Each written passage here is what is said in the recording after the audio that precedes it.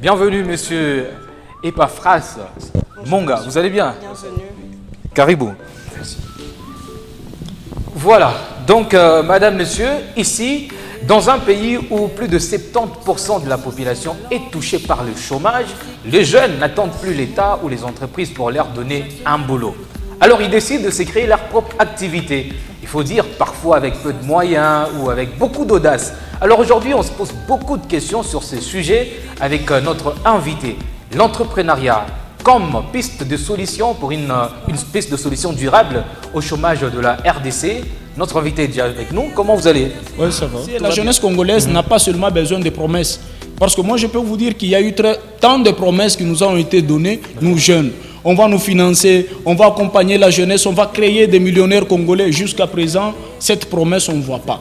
Et pourtant, nous sommes dans un pays où nous entendons tous les jours, quand on se réveille, plusieurs millions de dollars sont détournés. Et moi, c'est Epaphras Monga, je suis directeur général de Efra Group Company. Efra Group Company est une société qui est focalisée dans la fabrication des savons, non seulement dans la fabrication des savons. Récemment, là, nous avons lancé un autre projet, c'était le recyclage et la transformation de déchets plastiques en matériaux de construction. Non seulement ça, nous produisons aussi la pâte d'arachide et différents produits cosmétiques. Nous en produisons en fait. C'est notre spécialité en fait, Efra Group Company. Donc il est difficile de parler, de pousser la jeunesse à être des demandeurs d'emploi, mais c'est mieux de pousser la jeunesse à la créativité, à l'entrepreneuriat, parce que c'est le seul moyen où nous allons voir une jeunesse autonome, capable de se suffire. Nous avons constaté qu'il y a un obstacle qui est général chez tous les entrepreneurs, c'est l'accès au financement. Vous savez, il est difficile de pousser quelqu'un qui entreprend à payer des taxes sans pour autant qu'il n'ait assez de moyens de bord qui peuvent lui permettre au moins de payer tout ce qui est comme taxes et autres. Aujourd'hui, nous sommes dans un pays où le paiement de taxes est obligatoire, mais le gouvernement en question n'appuie pas les entreprises. Qu'est-ce que vous attendez que le gouvernement fasse pour vous démontrer qu'il vous accompagne? Effectivement, vous savez, ici chez nous, nous avons plusieurs entrepreneurs. Il y a des visions et des projets qui n'évoluent pas. Il y a des personnes qui ont eu de très belles initiatives capables de transformer même la province du Haut-Katanga. Aujourd'hui, à cause de financement, toutes ces visions sont mortes. Tous les projets en fait, ont été éliminés. Pourquoi? Parce qu'il n'y a pas un appui venant du gouvernement. Je vous donne un exemple concret. Aujourd'hui, on nous parle de l'homme le plus riche de l'Afrique, c'est Aliko Dangote. Nous sommes sans ignorer que derrière Aliko Dangote, il y a eu le gouvernement nigérien qui l'a appuyé. Aujourd'hui, le Nigeria est fier d'avoir Aliko Dangote parce que c'est un entrepreneur nigérien qui est dans le secteur pétrolier. Non seulement dans le secteur pétrolier, il fournit au moins des produits de première nécessité. Mais imaginez-vous, ici chez nous, au Katanga, nous avons une difficulté par exemple de couvrir toute une population en ce qui concerne la farine.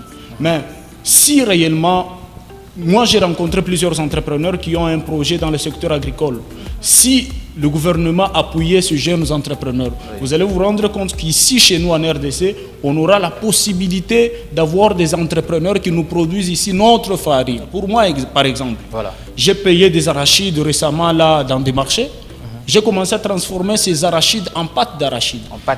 Effectivement, au lieu que l'on consomme de pâte d'arachide venant de la Zambie, nous pouvons en produire des pâtes d'arachide made au Katanga. Et c'est quoi votre particularité?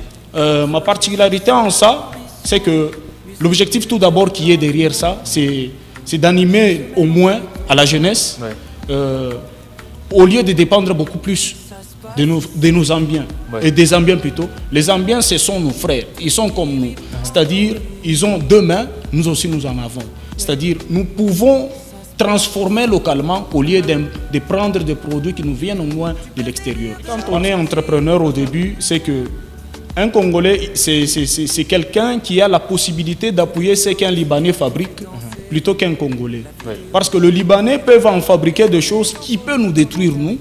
Mais nous, on peut se fier à ces produits-là parce que c'est un blanc. C'est un blanc. C'est un blanc, on peut s'appuyer. Mais si c'est un Congolais qui fabrique, est-ce que réellement ces produits ont une très bonne qualité? Raison pour laquelle au début c'était un peu difficile jusqu'à ce que nous avons su comment nous adapter au rythme de nos clients, parce que le produit que nous avons, il suffit juste de convaincre, de parler sur la qualité et le bienfait au fait de ce produit, parce qu'il n'y a pas de différence entre la pâte d'arachide qui est transformée en Zambie et celle que nous transformons ici. C'est-à-dire, ici chez nous, avec les taux de chômage, cela relève de la responsabilité du gouvernement. Vous allez vous rendre compte que nous vivons dans un monde ou dans un système où la RDC produit plusieurs licenciés, produit plusieurs diplômés, mais la réalité qui doit être adaptée par rapport à leur vie, elle n'est pas adaptée. J'ai suivi récemment là, la ministre de la Jeunesse. Elle a lancé un programme, elle a dit... La consultation. La consultation. Et pourtant, le problème de jeunes sont connus de tous. Il y a le chômage. Les jeunes ont besoin d'être financés pour leurs projets. Vous voulez dire qu'elle n'est pas au courant de ça? Elle doit consulter en fait. Effectivement. Pour s'imprégner de la situation. Oui, effectivement, consulter, ce n'est pas un problème. Consulter, ce n'est pas un problème. Nous avons son prédécesseur, Mme Noëlla Yenganato. Elle a consulté. Mais qu'est-ce que nous avons vu de concret, ce qu'elle a fait?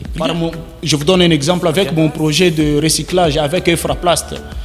Mon projet de recyclage en question, j'ai su réunir au moins 15 jeunes. 15 jeunes déjà engagés? Vous engagés. 15 jeunes. Je travaille avec eux. Sans pour autant que je puisse obtenir le financement de la province ni de la mairie de Likasi. Aucun appui. Vous savez, aujourd'hui dans notre pays, pour avoir un emploi, il faut être par exemple dans telle structure. Ce qui cause beaucoup plus de dégâts. Et quand nous nous affilions dans des structures, ce qui est comme conséquence, c'est que nous devenons tous des militants de telle structure et telle structure. Il peut même te nommer, il te dit que comme ça, toi, tu vas commencer à regarder telle cellule. Mais et par après, quand il est élu, il devient une autre personne. Aujourd'hui, vous allez vous rendre compte que nos autorités, selon eux, être une autorité, c'est un luxe. Alors qu'ils ignorent que s'ils sont là, c'est pour tout un peuple. Aujourd'hui, pour demander même l'audience chez un bourgmestre, pour vous recevoir, vous allez faire même 3 semaines. Aujourd'hui, M. Emmanuel, moi je peux vous dire que plusieurs personnes ou plusieurs jeunes ont des projets ici chez nous, au Katanga, ou ici chez nous en RDC en général. Plusieurs jeunes ont des projets, mais ils n'ont jamais été reçus par des autorités. Je peux vous donner un exemple. J'ai rencontré plusieurs jeunes, et moi-même que vous voyez, là j'ai été victime. Nous sommes allés présenter des projets chez les autorités, ils ont vu ça. Je ne sais pas s'ils avaient décaissé l'argent en question, mais je crois... Ils sont accaparés. Accaparés, non seulement accaparés, ils ont mis le membre de leur famille sur nos projets. Ces gens-là... Réellement, c'est votre projet? Ce sont nos projets. Moi, particulièrement, j'ai au moins 4 groupes WhatsApp où j'ai plusieurs jeunes, non seulement de Lubumbashi.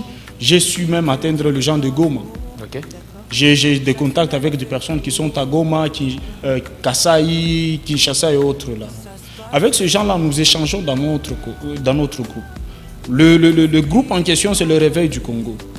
Dans ce groupe, nous échangeons, nous voyons comment nous allons faire passer les différents messages à la jeunesse. Par exemple, le problème ici, c'est l'éveil de la conscience. Moi, c'est Pafras Bonga, je suis un entrepreneur congolais et je recommande à tout le monde de suivre au moins, ça se passe ici sur HK6. Connais-je? Ça se passe ici.